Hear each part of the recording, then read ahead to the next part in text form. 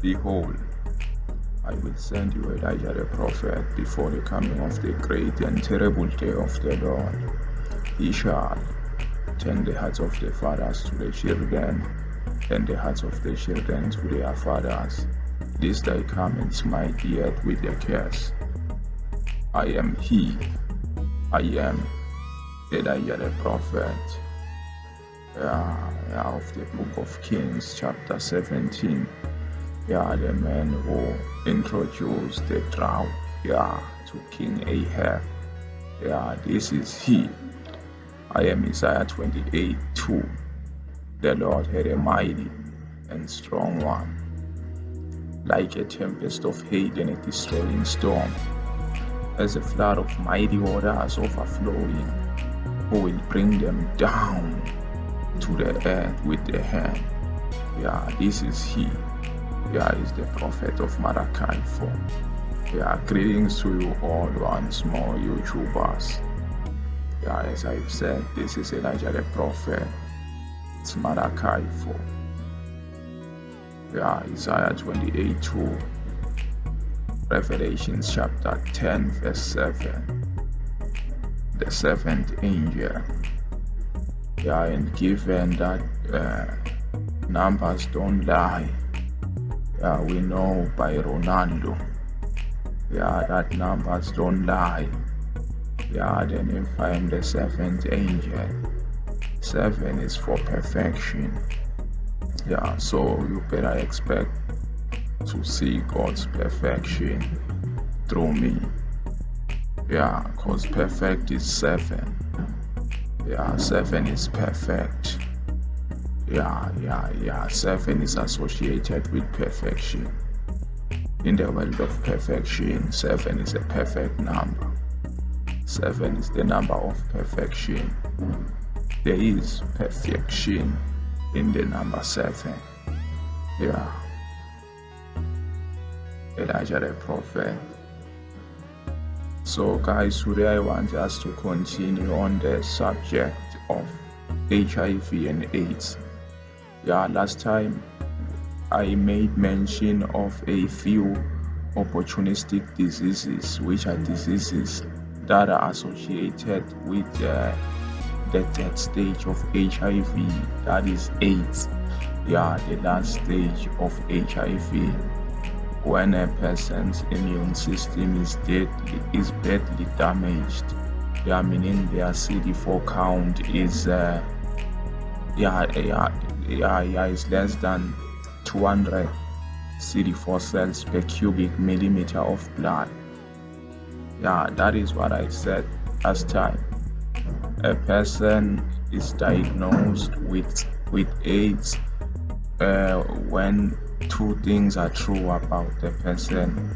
Number one, their CD4 count must be less than 200 CD4 cells per cubic millimeter of blood, and also they must show symptoms of opportunistic infections.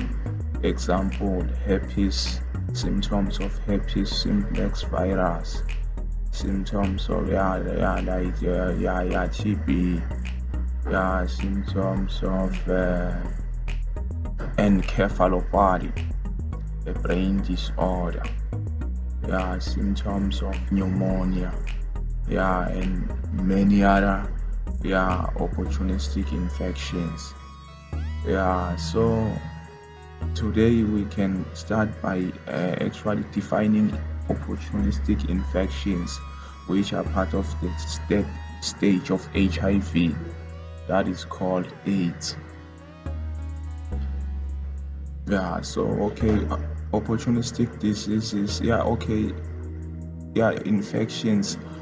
Guys, these are the infections that occur frequently and are more severe in people with a weakened immune system or in immunocompromised people. So you must understand that there are many reasons why a person can be said to be immunocompromised or there are many reasons why a person can have a weakened immune system. Not only AIDS makes the immune system weak, but a person they may die, they may be born with a weak immune system. They may inherit that from their parents. Especially if the parents had herpes simplex virus, they may transmit the virus to the young ones, leading them being born with a weak immune system. Like mutations occur on the immune systems of our cells sometimes, which might make our immune systems weak. There are many things that can happen to our bodies that leads to a weakened immune system. It's not only HIV that destroys our immune system. So opportunistic infections, they are diseases that occur frequent and are more severe in people that have a weak immune system. Especially those who are HIV positive, because we know that it is AIDS. HIV is the only disease that is known to attack our immune system. So why is HIV a disease? HIV is a disease because HIV, as it enters the body, it changes how the body functions. It affects the functioning of the body, how by destroying our immune system cells, increasing the viral load and decreasing the CD4 count, such that our body is no longer able to fight against infections. Those are characteristics of what a disease does. A disease is actually a disorder of the structure or function in an animal, human, or a plant, especially one whose cause is known and with a distinct symptoms, signs, and also anatomical changes. For example, the heart disease. A heart disease is a disease. Why? Because following from my definition of a disease, it's a disease because it changes the way our hearts function. Let's take, for instance, coronary thrombosis, a condition whereby your coronary arteries or veins become blocked. The arteries and veins which supply the muscles of your heart with blood, when they become blocked, such that when there is a clot in these arteries, such that the muscles are no longer having supply of blood with oxygen and glucose. That condition of coronary thrombosis, it changes the way the heart function. Because though the heart muscles, which are called cardiac muscles, don't get tired, if they don't have access to oxygen and glucose, they will be tired, and the condition will be a heart failure. And you might die.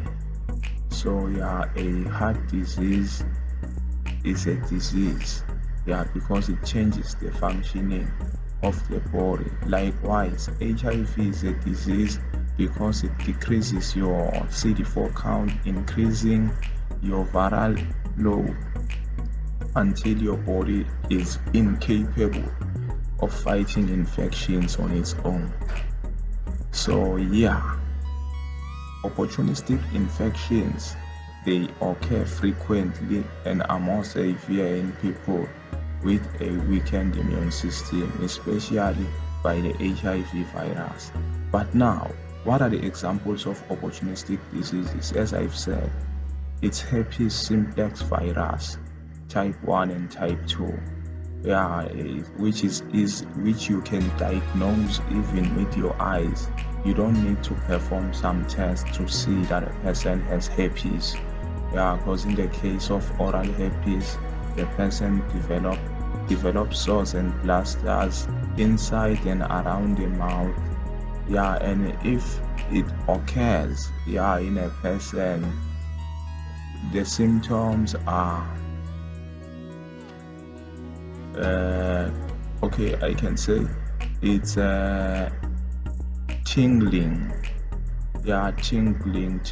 It means you will feel around your mouth that you will feel, and it's an experience of crinkling. You feel as if they are imposing many sharp objects around your mouth. So it's tingling, not only tingling but also itching. Yeah, you feel like, yeah, this herpes, it results in you having a feeling of wanting to, yeah, to rub your face near the infected area, near where the sores will develop. That is where you will have this uncomfortable feeling. Yeah, you will feel like rubbing your face. Yeah. Then after some times there will be sores. They will be closed sores, blisters, and they will be open sores, of course, ulcers around or and inside the mouth. That is herpes, oral herpes. Then if it occurs in the genital organs and anus, they are usually sores, yeah, on those regions. So you see, yeah, this is one best example of an opportunistic infection which you can diagnose, yeah, using your eyes. Otherwise, another example of an opportunistic disease, yeah, I can take tuberculosis. Yeah, tuberculosis is another disease which take advantage of immunocompromised people. Yeah, then it's pneumonia, which is a disease associated with the lung. Yeah, and also encephalopathy. So the word encephalopathy can actually be used to refer to any disease or disorder that affects the brain, whether the disease is transient, meaning temporal, or permanent, or frequently occurring. Encephalopathy is where it's suitable to describe that brain disorder. Why? Because when you break down encephalopathy, you find that encephalo, the first part of the name, it means brain. Then pathy, it means disorder. So encephalopathy, it's any brain disorder regardless of the cause. Encephalopathy can be caused by trauma or frequent accident, or maybe like a direct blow to your head. It can cause encephalopathy, or maybe a liver failure. Remember that the liver, its function is to neutralize some of the harmful chemicals or toxins in your body. So if the liver fails, these substances, they may move along with the blood to the brain, causing complications on the brain. Even a renal failure can cause encephalopathy, because if the kidney is no longer fulfilling its function, its purpose, it means the blood will have toxins, including urea. And now as the blood with these toxins flow on the brain, it creates some problems. So what I'm saying is the exact cause of encephalopathy, it's not known. Yeah, but one thing that is more promising, or that is more solid, it's that encephalopathy, okay, it's HIV linked. It's an HIV linked opportunistic infections, and most people who have HIV, they always have this opportunistic infections, yeah, in their first stage. Yeah, it is associated with the first stage of HIV, acute HIV infection. Yeah, most people who are at the first stage of HIV, they have problems with their brain. Okay, the symptom of encephalopathy, it's a change in a state of mind. Yeah, and also pain, in your brain, which is what HIV people complain about. Yeah, they always have a problem with their brain or mind. Or this encephalopathy, it can result from the second stage of HIV called chronic HIV infection. Yeah, you see. Yeah, so it means one may argue that this encephalopathy is actually caused by HIV. Yeah, because it is caused by HIV infecting the brain, but they are not sure about that. But yeah, encephalopathy is also an opportunistic infection. Now, what causes opportunistic infections, guys? What we must know is that opportunistic infections are caused by microorganisms. Especially those that causes diseases. Yeah, when I speak of microorganisms, I'm referring to the 5 classification kingdoms of living organisms, including viruses. Yeah, microorganisms, it's bacteria, it's viruses, yeah, it's fungi, yeah, and other parasites. Yeah, these cause opportunistic infections. For example, we spoke of herpes simplex virus type 1 and type 2. Herpes is caused by herpes simplex virus, you see. Yeah, and also tuberculosis, TB, it's caused by a bacteria called myobacteria, you see. Yeah, even encephalopathy, some may argue that it is caused by the HIV virus. So it's germs. Opportunistic infections are caused by germs, not HIV. They only take advantage of people who are immunocompromised. That means they cause health problems, and it's difficult. Their treatment is challenging if and only if a person has HIV, and now their CD4 count is less than 200 CD4 cells per cubic milliliter of blood. When your immune system is weakened, that is when these opportunistic infections are more severe in your body, but they are not the actual cause of HIV. They are actually caused by germs. See. So if they are caused by germs, it means to prevent them, it's simple, because it's a matter of a good personal hygiene. It's a matter of always washing your hands using soap. It's a matter of fleeing from stools, fleeing from cat litter, because from cat litter you may find those germs or bacteria that will cause opportunistic infections. Actually, it's a matter of taking your HIV medicine exactly as prescribed. Why?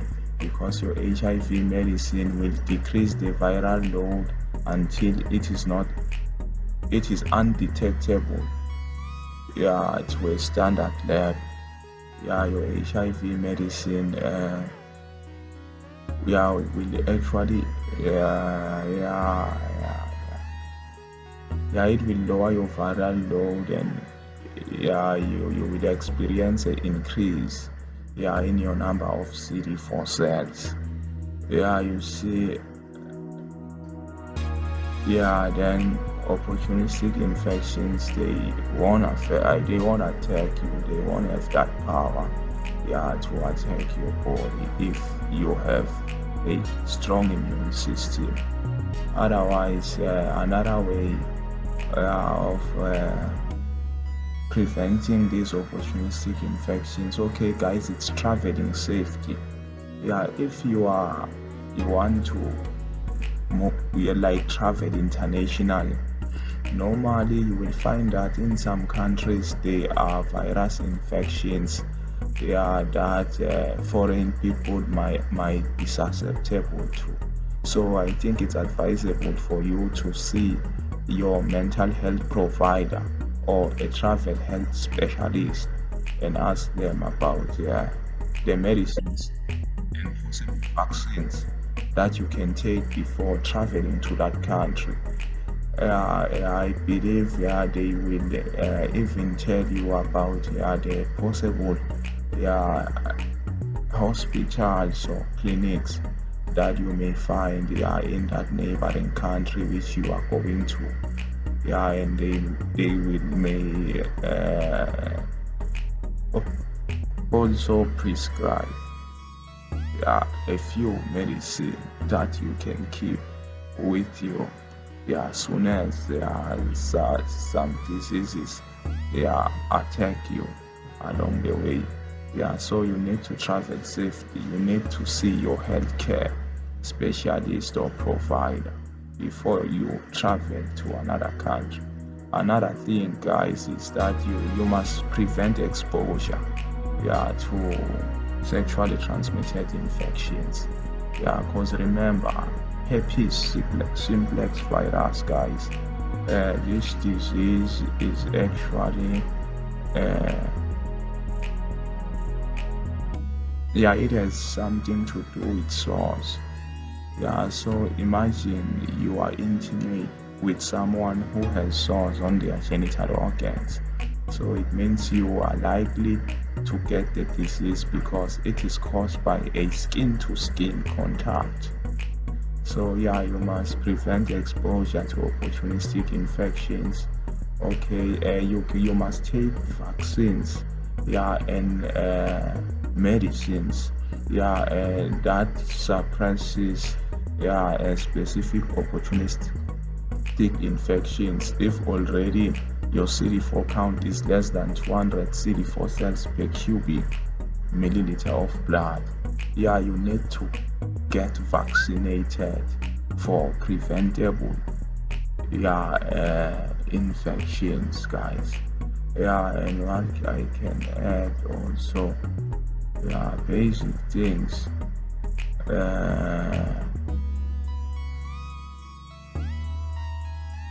Guys, I have mentioned a lot so far. So my main focus, it's not opportunistic diseases actually, guys, it's AIDS and HIV. But now I have mentioned a lot, guys, about this. Now, how about if we touch on the immune system itself, guys? How about if we speak about the defense mechanism in our system? I mean the white blood cells. the different white blood cells that are found inside your body, and also how they function. Okay guys, first let's speak about T cells. In our body we have these cells that are called T cells. That is what you must know. T cells, they are actually the chief cells, because these ones are the ones that are able to instruct other cells in your immune system on what they must do to protect the body from infections. So we have T cells, guys. Under T cells, we have T cells. T cells are divided into two.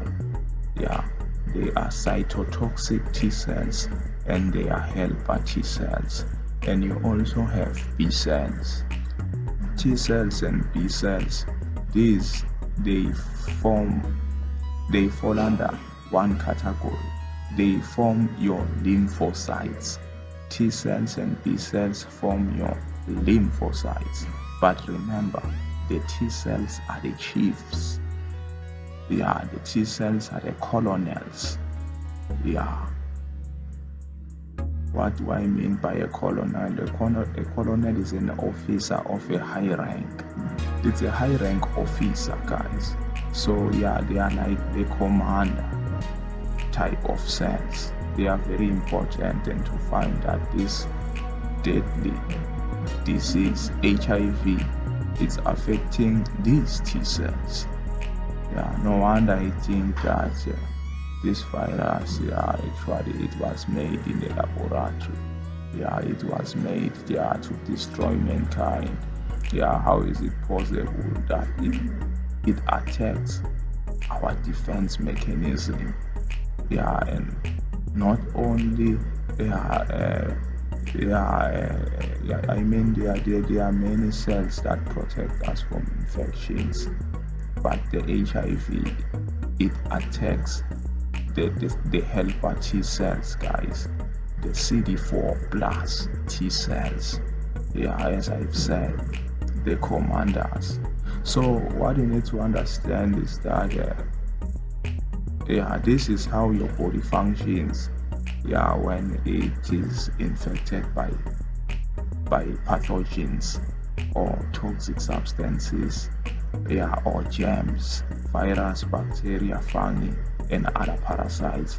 Actually, what you must know is that the defense mechanism, we have T cells. T cells have we have lymphocytes. Lymphocytes include your T cells and also your B cells. The B cells are capable of making antibodies after receiving instruction from the T cell, specifically the helper T cells. Otherwise, the T cells are divided into two. We have the helper T cells or the CD4 plus T cells. Why CD4 plus T cells? It's because these ones on their surface or membrane, they express a CD4 receptor. Then we have the cytotoxic T cells. These ones are also called CD8 plus T cells. Why? Because on their surface they express a CD8 plus a CD8 receptor. But now what you need to understand is that the cytotoxic T cells, these ones, they function more like antibodies. I mean, they destroy a pathogen or bacteria immediately. They are not like the helper T cells, which sends instruction to other cells to mount an immune response. So what is happening is that actually there is life going on inside our body. Just like the engineers are able to make a car, and the car has many parts, we are also like a car, but I believe we are more complex than a car. Because the main thing in a car is the engine. it's the engine. But in human beings, there are many important body parts. Some people actually assume that no one knows a cell in the world. They know a few aspects about the cell, but they don't know a cell. You see, a human being is complicated, guys. It's very, very complex. I believe this man, we say no one knows a cell, just like no one knows an atom. So, okay, guys, as I've said, other defense mechanism cells in our body, it's the macrophages. So now I think I have mentioned almost all of the cells which form our defense mechanism. Remember, I spoke of lymphocytes, the T cell, and also the B cells. I said the T cells, it's the helper T cell, and also the cytotoxic T cells. And I mentioned that the B cells, these ones are the ones that produce and release antibodies after they have received an instruction from the helper T cells. Because the helper T cells are the colonels, they are the chiefs, they are the commanders. They are the ones that tells the other ones what to do, and they are the ones that are susceptible to the HIV virus. The HIV virus destroys these commanders.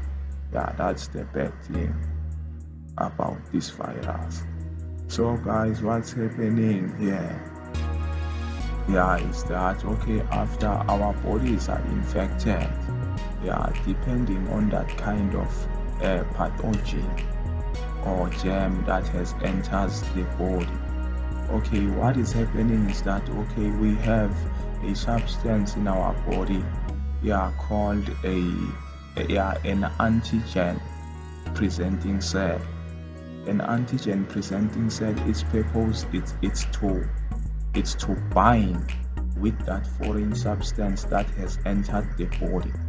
Then after it has binded with that foreign substance, there is a molecule called MHC, class 2 molecule. This is major histocompatibility complex, class 2.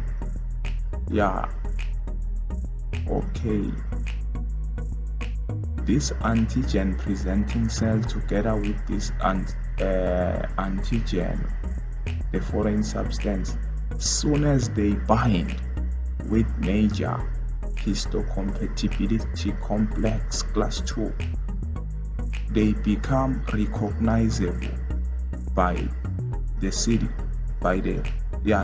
helper T cells. The helper T cells cannot recognize a foreign substance that has entered the body if and unless that foreign substance has binded to major histocompatibility complex class 2. So it means for the helper T cells to function, first they have to be activated, and their activation requires that an antigen presenting cell binds to the antigen that has entered the body, then to major histocompatibility complex class 2. Then and only then a helper T cells will be activated, and it will bind to this complex. Then after it binds to this complex, then from there it will release cytokines.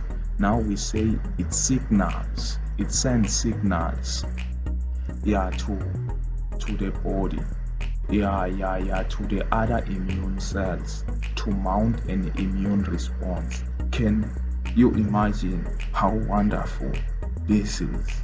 How wonderful God made the human body. Can you imagine there is life going on in the cell? Now the helper T cells, are sending signals, and now they don't just send any signals. They will send signals either to the B cells or to macrophages, depending on the antigen that has entered the body. Okay, let's take for instance, they send signals to the B cells. The B cells will then produce antibodies that will counteract the exact pathogen that has entered the body. So the purpose of antigen presenting cell binding with the antigen is to ensure, or is to make sure, that the helper T cells will stimulate or will send signals to the right type of immune system cell for the right or correct immune response, because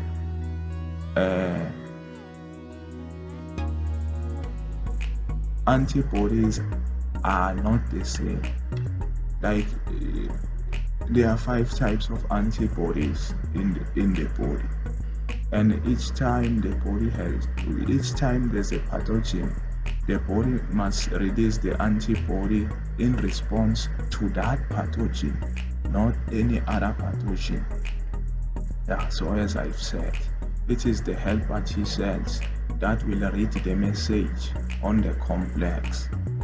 By the complex, I mean the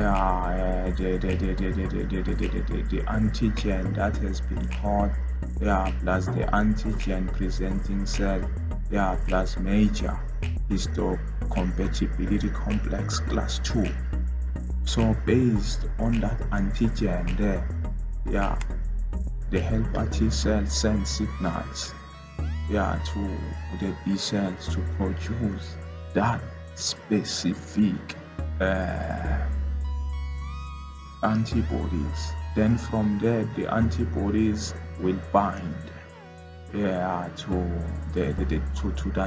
the pathogens that has entered the body and destroy them.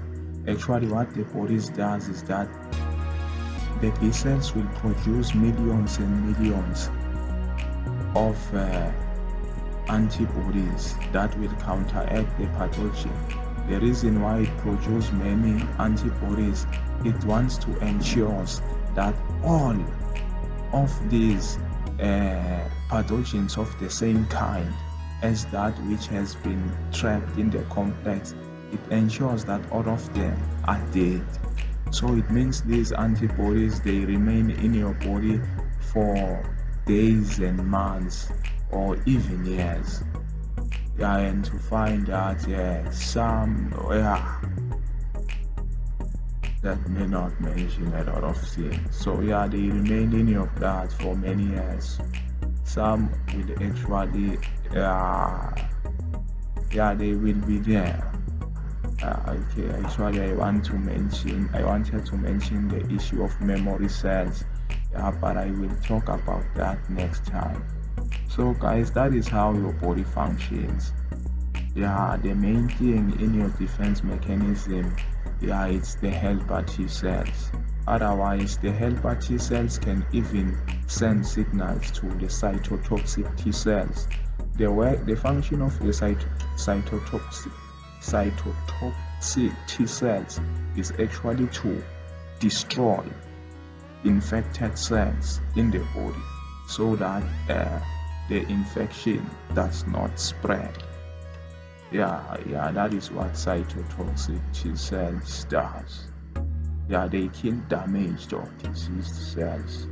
Another cells that are part of your immune system is the macrophage. The macrophage, it works by literally engulfing things by phagocytosis, pathogens, and destroying them. So guys, we need to find a solution such that our T cells are protected from this HIV virus, because the HIV virus is affecting them. HIV virus is attacking them, it has an advantage over them because they express a CD4 plus receptor. No wonder some people are immune to HIV. It's because of the natural mutation which they are carrying on their CD4 cells, which is the mutation on the CCR5 gene. This mutation is natural and it disables the HIV virus from attaching or from binding to these T cells. So such people cannot be HIV positive. And now the idea that you will take the blood of such people and try to inject it on others, or you will take the stem cells from the bone marrow or thymus of these people, then inject to other people. By that I mean the stem cell transplant. I think some research has proven beyond doubt that that will not actually work, because the process is expensive, because the process is highly invasive in nature, and it has brutal effects on the people that take this procedure. Guys, you see, it's not the method. As I have said, this is strictly for people who have leukemia, people who have that cancer, people whom there is no hope anymore for them to make it in life. That's the only time they must apply the stem cell transplant, because this procedure, it involves draining your immune system. How can you drain the immune system of someone who has HIV and they are healthy and strong? Because it means now you are increasing their chances of dying. You see, it's not a definitive cure. Actually, it was a coincidence. This was a mistake. I think the scientists and biologists must keep working on the lab. They must not be fooled by this taboo. We want a cure, not a theory. Not an idea, not a motion. We want the exact thing. Our people are dying out there. They need to find a cure for the virus and give these people medicine until they are liberated from this virus. Anyway, there are companies that are selling medicine that is effective against the virus, but how does that help the people in the world? Some people, they don't benefit from that.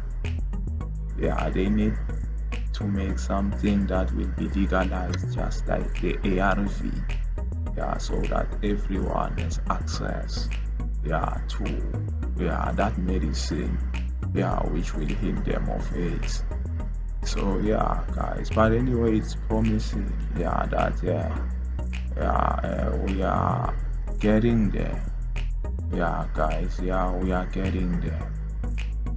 We will find a solution for this virus. So in the meantime, it's a matter of living a healthy life. By a healthy life, I mean personal hygiene. Flee from germs that causes opportunistic infections, because if your CD4 count is low, these opportunistic infections, they may cause severe health problems, guys, and the treatment of these diseases might be challenging.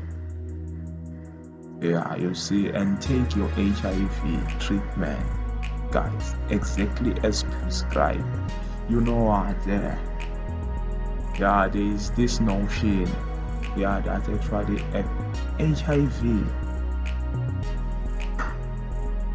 the theory of HIV and AIDS, and also your CD4 cells, yeah, and that you can explain this. Yeah, okay, I want to demonstrate the importance of taking your HIV medicine. Okay, this thing is like a truck which is moving to a beat. You see, a truck that is moving to a beat. So the speed of whereby the speed of the truck is determined by your viral load, and also the beat, yeah, it's determined by the amount of CD4 cells in your blood.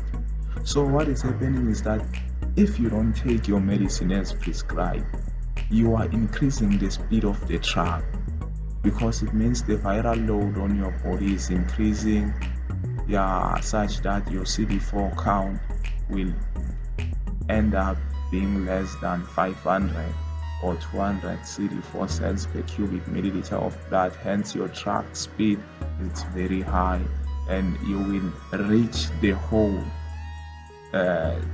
or the beat sooner. Yeah, because once your CD4 cells is almost less than 200, it's HIV. And with HIV, with AIDS, I mean, if you don't take your medicine, you have 3 years to live in this world. People who are at their second stage of HIV, chronic HIV infection, if these people don't take their medicine, they will only live for a decade, 10 years, according to research so far. Then those who are HIV positive and who doesn't take their medicine, they only have 3 years to survive. After the 3 years, you are dead.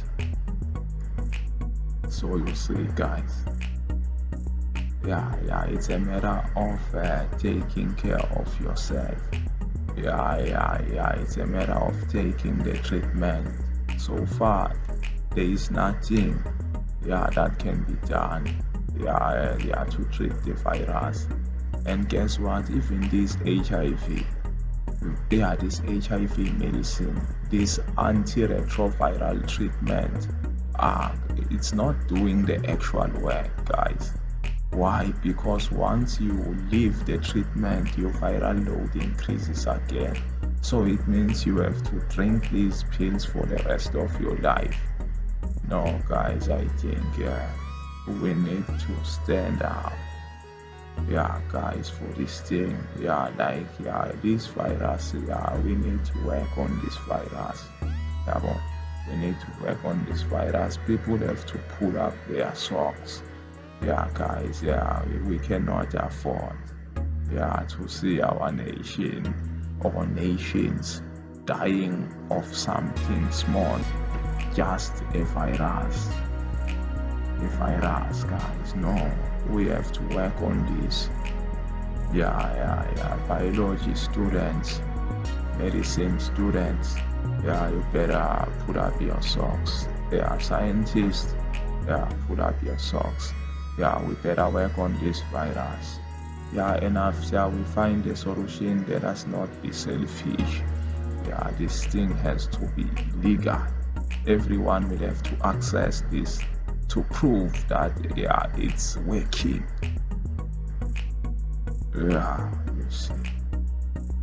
Anyway, I think it's enough for the thing. This is Elijah the prophet, by the way. It's Malachi 4. Behold, I will send you Elijah the prophet before the coming of the great and terrible day of the Lord. He will turn the hearts of the fathers to the children, and the hearts of the children to their fathers, lest I come and smite the earth with a curse. I am the great physician. By predestination. That's why I say they won't see it, but I will see it. So anyway, guys, until further notice, don't forget to keep on waiting for more videos that I will upload in the future, like to increase your awareness on this virus, guys. Anyway, the cure is on the way, as I've said. By 2028 to 2030, there will be a solution to HIV. A solution that will work for everybody, not someone with what kind of cells, but everybody. We all come from the same tree. And we have the same blood. So it means the solution must work for all our bodies. This thing of tissues that are different, it doesn't work. We want a definitive cure. And after you find that cure, everyone must access the cure. Amen. See you on the next stream, guys.